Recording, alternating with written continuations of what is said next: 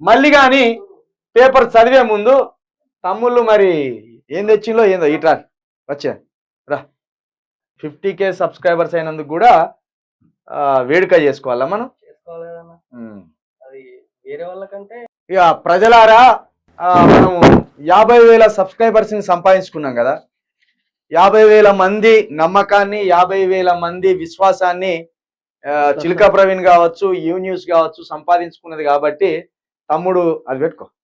తమ్ముని పేరు సందీప్. దగ్గర నాకు 8 సంవత్సరాలుగా పరిచయం. బీటెక్ చేసిండు తమ్ముడు. భూపాల్పల్లి వాసి, హైదరాబాద్లోనే ఉంటాడు. నేను తమ్ముడు దగ్గర ఒక 5-6 సంవత్సరాలు కూడా రూములు ఉన్నాం. ప్రస్తుతం ఉంటలేము, అది వేరే విషయము. తమ్ముడు ఇంటీరియర్ డిజైనర్, ఆర్కిటెక్ట్ అంటారు తమ్ముడిని, ఆర్కిటెక్ట్ డిజైనరు. ఇగో ఇది పట్టుకొని వచ్చిండు అన్నట్టు. వస్తానా అంటే మరి ఎందుకు వస్తానా అని నేను అనుకున్నా. ఎందుకంటే దగ్గర 8 సంవత్సరాలుగా పరిచయం. నేను ఛానల్ పెట్టి 3 సంవత్సరాలు అవుతాను, కానీ ఏనాడు ఛానల్కి ఏ రోజు రాలే. ఈ రోజు వస్తానంటే మరి అప్పన్నాళ్ళు చూసినాం అన్న. దాదాపు 3 years అవుతుంది. 3 years ఉండాలి. ఒక కెమెరా ఉంటే అది లేదు, ఆఫీస్ ఉంటే కెమెరా లేదు. చాలా ఇబ్బంది పడుకుంటా 50K. యాక్చువల్ గా చాలా మందికి తొందర వచ్చేస్తుంది, బట్ మనకు ఇబ్బంది చాలా అయింది. మొన్న 15 days కూడా. 15 days ఎందుకు బంద్ అయింది? కెమెరా లేక. కెమెరా ఉన్నప్పుడు స్క్రీన్ ఉండదు, స్క్రీన్ ఉన్నప్పుడు ఆఫీస్ ఉండదు. చాలా ఇబ్బందులు పడుకుంటా కొంచెం ఒక పొజిషన్ కి వచ్చినామని కొంచెం హ్యాపీగా ఫీల్ అవుకుంటూ తమ్ముడు, విష్ణు, నేను గిదేందుకు గీ కప్పుకున్నాడు ఎందుకు మనకి? ఇది మనం ఇలాంటి కప్పుకున్నాడు వద్దిది.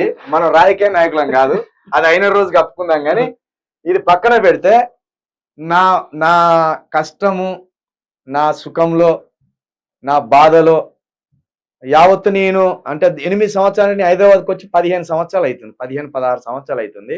8 సంవత్సరాలు తమ్ముడు, 8 సంవత్సరాలు నాకు తెలుసు.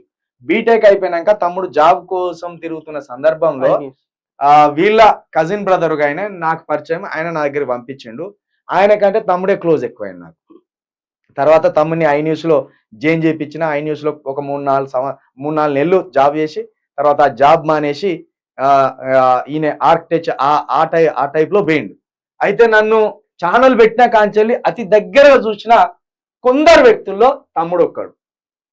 ఒక సెల్లు లేదు నాకు, ఒక కెమెరా లేదు నాకు, ఒక ఎడిటర్ లేడు, ఒక కెమెరామెన్ లేడు, ఎవ్వరు లేరు.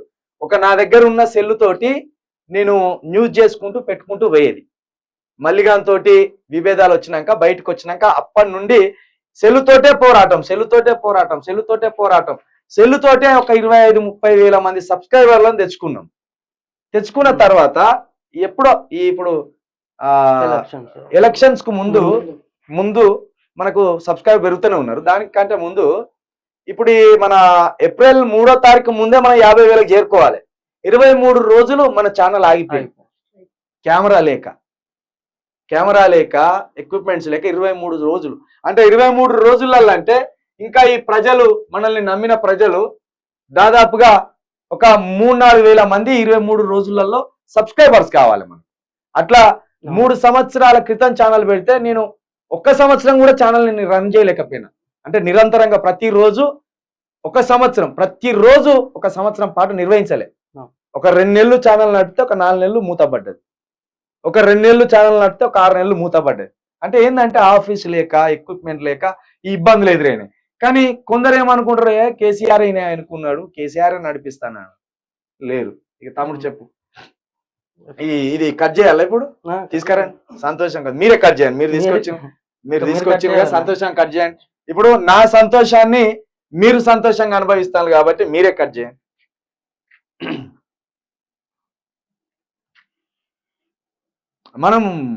మనోళ్ళు కూడా చేద్దాం అనుకున్నారు, కానీ పిల్లలు నేను వద్దన్నా. Thank you.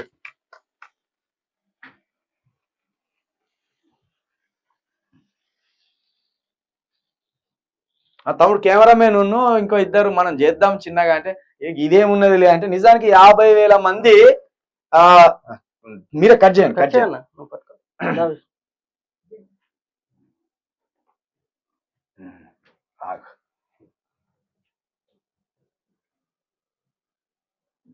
తమ్ముడు థ్యాంక్ యూ. నా సంతోషంలో నువ్వు భాగస్వామి అయినందుకు. థ్యాంక్స్ అన్న. నా సంతోషాన్ని నువ్వు సెలబ్రేట్ చేస్తాను. Thank you. ఇది అండి ఎందుకంటే మనము ఒక పోరాటానికి దిగినప్పుడు మన సొంత వాళ్ళు కూడా కొన్నిసార్లు నమ్మరు. అసలు వీళ్ళు పోయే పోరాటం కరెక్టేనా, ఎదురుగున్న కొండతోటి వీళ్ళు ఢీ కొడతాను కొండ. Thank you. అది అండి కొండతోటి ఢీ కొడతాను, కొండను ఢీ కొట్టగలరా, ఇంత శక్తి ఉన్నదా అని అనుమానాలు పడతారు. కానీ అలాంటి అనుమానాలు మన ప్రాణ సమానులు కూడా అనుమానపడ్డప్పుడు, మన ప్రాణ సమానులు కూడా నమ్మకం లేనప్పుడు, మన ప్రాణ సమానులు కూడా భయపడ్డప్పుడు మనం మొండిగా ముందుకు పోతా అంటే ఒక్కొక్కరు